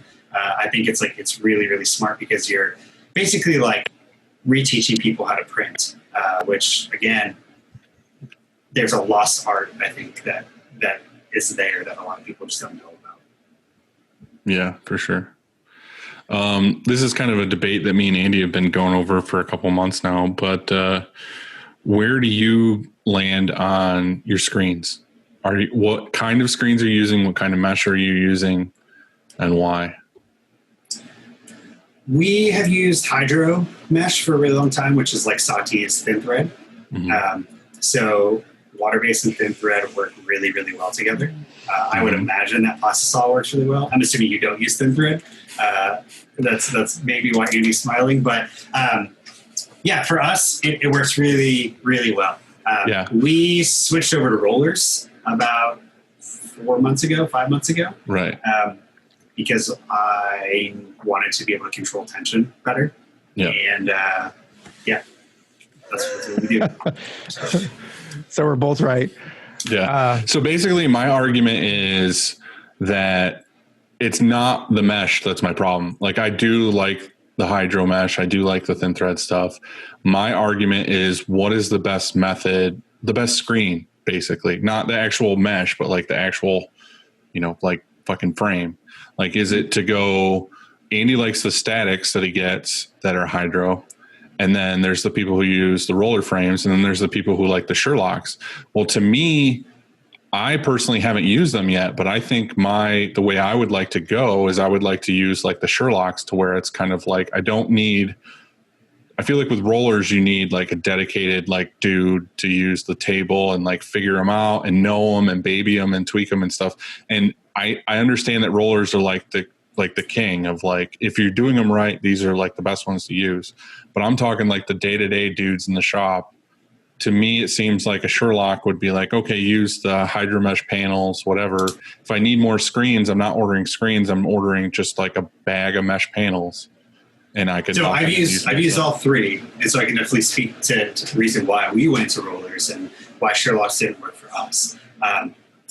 Statics are great. They're cheap. They're easy. I mean, you can razor blade them if you want immediately after you use them for the first time, and it's not that much more expensive to get them remeshed.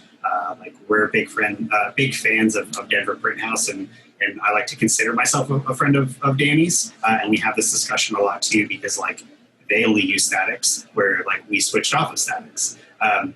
With statics, you have that, that point where you have to either razor blade them or get them restretched. You can continue using them, but you're going to suffer for whatever reason because the tensions drop too low, right? So we were tired of sending our screens up to get remeshed, and there were some places that we used that were really good and some that weren't so good. For a long time, we have been sticking with GSF in Chicago for our static frames, and Frank and his team do a pretty good job. But even in transit, from box being jostled around, it could stretch it to 24, 25 newtons, which is like a 230 thin thread. That's going to be sort of like its max tension. Even from that jostling around, it may have dropped down, and by the time you degrease it and get it ready for print, that first print, it might drop you down to 20, and now all of a sudden you're in very dangerous territory of where how tight your mesh is. So with the Sherlocks, we were like, well, this is the answer because we don't want to go to rollers. There's so much babysitting, like you said. Where you're talking now is where I'm at. So we went to Sherlocks, and first of all, Sherlock doesn't. You can get Sati thread, but they much prefer to work with Murakami, which is fine. We just have a good relationship with Sati, and so we like to sort of kind of keep it all within that family. But what we started realizing is the panels are more or less the same cost as getting a frame remeshed, and they don't really hold tension any better. It just gives you the ability to retension it one time before you have to scrap it. Because you have two, Andy, correct me if I'm wrong, but you have two places you can move those panels out, right? Right. So we were doing that, but we were we're still we're not able to control our tension as much as we want. And what we found this year, honestly, is that we need all of our screens to be within 1 or 2 newtons of one. And so if we have a base that's at 18 newtons, a highlight color it's at 24, and another one that's at 15, our registration was suffering from it because it's all over the place, right? When our CTS is coming, it's shifting the mesh just a little bit because of the way that the pusher frame or the drum is pushing the mesh. So there's all sorts of little things like that people don't think about. And so we were fuck it, we're just going to go to rollers so that if we notice the screen is has dropped 2 newtons, then we're just going to go and tighten it back up ourselves. And really as long as your frames are clean with roller frames, there's not really too much babysitting. I mean, you can break a static frame or a Sherlock frame just as easy as you can as a roller. So I don't know. Yeah. And once they're work hardened, they just sort of stay where they are. But at least you have the ability with rollers to tension them back up higher so that they can get work hardened at the correct level. I don't know. That's worked for our shop. And no, that makes a lot of sense. I'm just debating because my problem is I'm not near anything. I'm not near a place that stretches well. I have sent stuff out to stretch before. For me, at the time, it was expensive to send them out. Realistically, the cost, it's cheaper for me to buy all brand new screens than it is for me to buy restretches because I'm shipping there and shipping back. And like I said, I just didn't know if I wanted to go the whole roller frame because of the table and tweaking them. And then, cause my thing is I'm not out in the shop. I'm at my desk in the office. So to tell somebody hey, you're going to have to learn this whole skill, figure out how to use this table, all this other stuff is kind of they're ooh. But I mean, it's the same thing here, but we basically made it so Tyler, our screen guy, and RJ, who does a lot of our reclaim, we're like, look, like, we're going to do this because, like, we're tired of, like, throwing money away. And we feel that, like, this is going to give you guys even more control and responsibility of, like, what your jobs are, and even more job security if you can, like, learn how to do this correctly. right. And No, it makes sense. they were all about it. But that being said, like, go ahead, Amy. I'm sorry. Go ahead and finish. I was just going to say, I mean, like, I've seen amazing work on fucking wooden frames with, 80 mesh. Oh, yeah. So it's like, who cares? Like, it doesn't matter. Whatever works in your shop is what works. That's a method that's better. That's what I was going to probably, that's where I'm, after this conversation is where my head's at, is that I think every shop's different. And so maybe you don't say that to me when we're on the phone, just me and you. You're like, I'm superior. You're a fucking ant under my boot. You piece of shit. I always love and support you, Dylan. You know that. But for real, the ultimate, I think everybody knows the ultimate is a roller frame because of what you just said. You can retension it as many times as you want. And get the highest tension and maintain the highest tension, and also get within whatever tension you want from screen to screen, which, like you said, is really important with registration. But I guess it depends on the work you're doing, And so in our shop, anyway, we changed everything over the past year, a little over a year, to hydro, and we love it. It changed so much of what we do, whether it's the squeegee pressure, squeegee speed, single stroke versus double. This is plastisol based stuff, and not water, of course. And so we don't have registration issues. We get them, in fact, from Frank GSF. And you're right, you're pretty on the money. I even sent my meter to him so we can calibrate meters.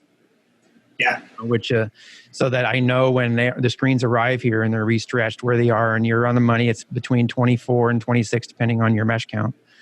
But, and then they relax a little bit over your first print run or whatever, as you use them a little. And so, but we found they all are within a certain range of a couple, maybe sometimes it's maybe 4, but that doesn't hurt us in our on press. It's rare it does, I should say. And when it falls below, like you said, we cut it out and send it back up and get a new one. Usually that has a shit ton of prints on it, though. So, or sometimes the mesh just pops because it decides to, right. Just sitting on the rack and you look at it wrong or whatever. But I think that I would say that the virus classes and the virus class and a half tone mastery class too, like they don't necessarily talk about, virus talks about thin thread because it is a little bit better for water based, but it goes into the theory of those mesh openings and sort of standard thread and thin thread and sort of how that all plays into things. And with rollers too, there's also kind of this discussion that I have with some of the old timers, if you will, when I was trying to make that decision if we should move over to rollers, because we knew we were going to be using thin thread. And for the most part, we're using 157s and 230s. That's pretty much almost all we use. That's all we use too. It's 156 and 230. That's it. We use the lower meshes for opacity reasons with HSA. Basically, so we don't have to use 2 underbases, so we're getting more of a deposit. But if it maxes out at 24 newtons, then with a roller frame, roller mesh that's made by Newman, is high tension, 50 newtons, you know what I mean? And it's to open up the mesh knuckles to give you the same deposit that you would get with thin thread. So I was sort of stuck where it's are we chasing our tail going after these really expensive frames to only hold 22, 23 newtons, when really they're meant to hold 40 to 60 newtons depending on your mesh. Right. So I don't know, that's also, I think, something that can be discussed. You're saying because the hydro mesh isn't meant or designed to be stretched over 26 or 7. Yeah, at the 230 mesh, for example. Yeah, I think 230 is 25 max tensions, 23, 24 is a sweet spot. Obviously, the lower meshes can go a little bit higher, but even an 80 mesh that we use for foil adhesive, I think that probably tops out at 28 newtons. But we try and get all of our screens between 22 and 24 newtons. So the primary reason you got it isn't to get crazy high tension. It's mainly just Yeah, controllability and a retention. Yeah. Yeah, I hear you. Makes sense. So the moral of the story is nobody knows, and Someone's always going to print better than you anyway, so it doesn't really matter. We should just all stop printing then, because there's always going to be someone better. I think the moral of the story is DTG, Dylan, like you said you're converting your shop to. Is DTG. I'm going to fucking fly out to you and stab you in the face right now. Well, it was great talking to you. The only time I ever talked to you before is we ran into each other in Long Beach. For just a quick minute. So yes, for a quick minute. Who knew we were about to come into a crazy year? But how's it been for you guys this year? Has it been like, have you been busy, or has it been like, I don't know what the fuck I'm gonna do? Like, what's going on with you guys? Both of those things. Okay. for me, initially it was what am I going to do, but now we're jammed up for sure. So feels good. Yeah, that's cool. We've been pretty busy almost the whole time. It's actually just starting to slow down a little bit now, but I think that's just the normal, like back to school. Everybody's like trying to figure their shit out. But yeah, we've been great the whole time. The only time we were really slow was like the first like 3 weeks of like when COVID first happened and everybody was like thinking the world was ending. Yeah. But luckily that was the exact time of when we were getting our new press and dryer put in. So cool. That worked out really well. Yeah, that's awesome. Dylan, what's for dinner? Yeah, it's been pretty good. I ate 2 dinners tonight, and it was before we did this podcast. I spent the last 2 days painting the offices, and then I had a couple people here helping me today, so I bought them pizza. And then as soon as I got home, my wife's like, "Oh, I made chili." I was like, "Fuck me, I'm so full right now." And then I ended up eating some of that because she made it, and I didn't want to make her feel bad. Eric, what's for dinner? I think we're going to get some Chinese food, I think. I'm not 100% sure, but I think that's the plan. So. Dude, speaking of Chinese food, I get it locally from this place like right in town or whatever, and I always get steamed dumplings, and I feel like I had steamed dumplings last night, and I feel like they didn't steam them. Like when I bit into them, they were just like mush, and I was like, you mean they microwaved them or something? Like, I don't know what they did. Like, obviously they probably pre-make them and then they just like steam them and give them to you. But like, I think that they just knew you were coming to get them, so they just found the ones that were in the trash and gave them to you. I think that might have been the case because they were just they were like slightly warmed, wet noodle meat sacks, and they weren't like delicious dumplings. It's gross. He's like, that's gross. I don't want to talk about that anymore. So what's the best place for everybody to check all your shit out? Instagram, website? Just Instagram. Yeah, Instagram, Night Owls Print. That's the one. It's where we put all the pictures of stuff. All the good stuff. Yeah, I guess so. Well, thanks, Eric. I appreciate it, dude. Yeah, thank you for having me. Yeah, Thanks, I appreciate it. And, keep in touch, man. Super fun. Yeah.